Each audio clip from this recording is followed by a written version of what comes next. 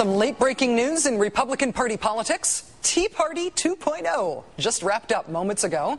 It was a lot like the original tax day tea parties, only this one was held over the phone, and it wasn't held on tax day. And it was convened by the governors of South Carolina and Texas. But other than that, it was totally exactly the same. Most of the news in Republican Party politics continues to be about their internecine warfare. Tonight's winner of the Most Unlikely Republican Party Combatant Award actually goes to John McCain's mom, who went after talk show host Rush Limbaugh on The Tonight Show with Jay Leno. What he thinks about or represents of the Republican Party has nothing to do with my side of it. I don't know what the man means. I don't know what he's talking about. The chairman of the Republican Party, Steele, was exactly right when he defined this man as an entertainer. Yeah. And to my horror, the Republican Party made him back up on it. Limbaugh, you're a compliment when you say the man is a entertainer. I don't know what he is, but he does not represent the Republican Party that I belong to. In response to that, Mr. Limbaugh remarkably went on the attack against Senator McCain's 97-year-old mother. She's right. She's absolutely right. The Republican Party she belongs to gets shellacked. Election after election after election. So the Republicans are losing elections because of people like Roberta McCain? It's her fault? It's not, say, the fault of guys who publicly pick on 97-year-olds? Meanwhile, a man who was once floated as a potential running mate for Roberta McCain's son, John, Florida Governor Charlie Crist, is getting a preview of this next election cycle. He announced his candidacy for the U.S. Senate 2 days ago, and he's already facing an organized opposition campaign from the right wing of his own party. They not only support his conservative primary challenger, they also want to deny support to the Republican Party's Senate Campaign Committee for the sin of supporting Governor Crist. The blog RedState.com is decrying Crist's candidacy, as well as the Republican Party's support for Mr. Crist. They've even started a Facebook group titled "Not One Penny to the National Republican Senatorial Committee," at which members pledge to give no money, no support, no aid, and no help at all to the efforts of the NRSC. In the midst of the continuing and maybe even escalating turmoil inside the GOP, it is still not at all clear who's going to emerge as a trusted leader, as a bridge builder, or even just as a recipient of grudging respect within the party. One possibility, as we have talked about before on this show, is the quixotic Republican Libertarian Conservative from Texas, Ron Paul. His presidential campaign last year engendered a surprise, genuinely youth-driven grassroots movement not seen in the Republican Party since Goldwater. And here's where it could get really interesting. In 2010, Ron Paul's son, who is also a surgeon, worked on his father's campaign. He shares many of his father's political views, and he is making his debut appearance on this show right now. Dr. Rand Paul, thank you so much for being here tonight. It's nice to see you. Hey, Rachel. Good to be with you this evening.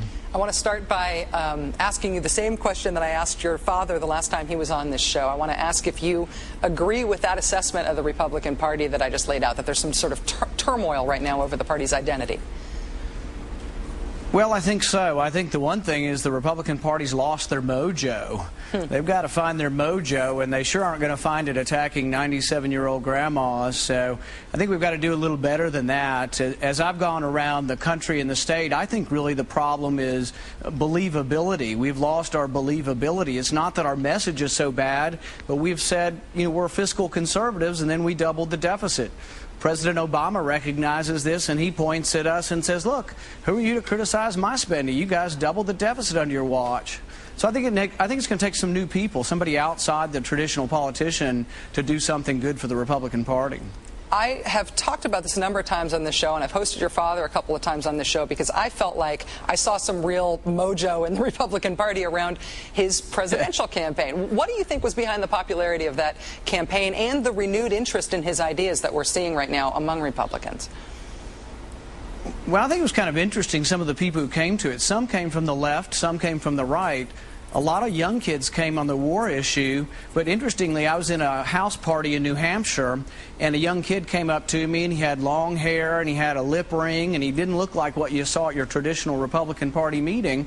And he said, you know, I came to believe in what your dad was doing because of the war issue, but he said, you know what I'm most concerned about? And this was a 19-year-old kid. He says, I'm most concerned about the devaluation of the dollar. And I just laughed because people come from all walks of life. My dad always says liberty or freedom brings people together, and I think it does. And I think young people like consistency too.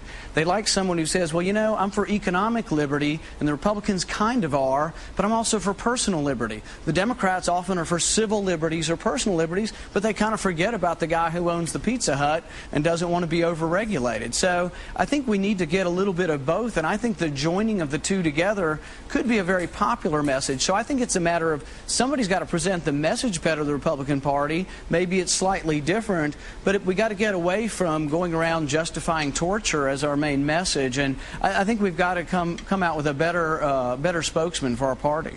Well, speaking of which, Dr. Paul, I understand that you yourself have some political ambitions. I was hoping you might talk about those tonight on this show. Yeah, I do. I'm happy tonight to announce on the Rachel Maddow Show that I'm forming an exploratory committee to run for the U.S. Senate. We've launched our website tonight, randpaul2010.com.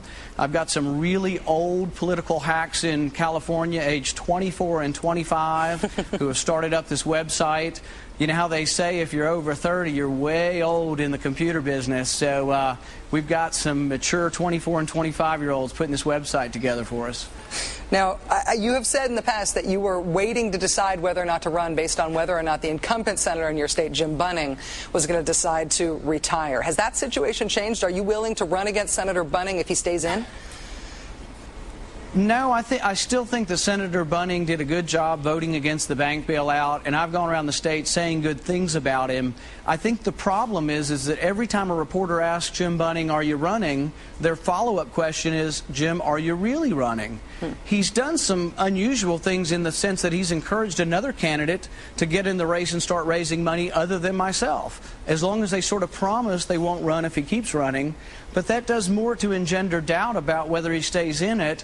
And what I hate to see is a politician who might go all the way up to the deadline and pull their papers out an hour before, and then you have one candidate and there's no real primary. And I think the Republican Party is shrinking.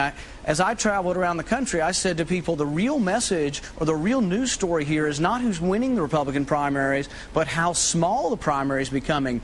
I went to a bunch of Republican states, traditional Republican states, and in every one of them, the Democrat primary was bigger than the Republican primary. There's something bad going on, and we need to change it, or we won't be a party anymore. Dr. Rand Paul, thank you so much for joining us tonight, and good luck to you. Hope to have you back on the show soon. Thank you, Rachel.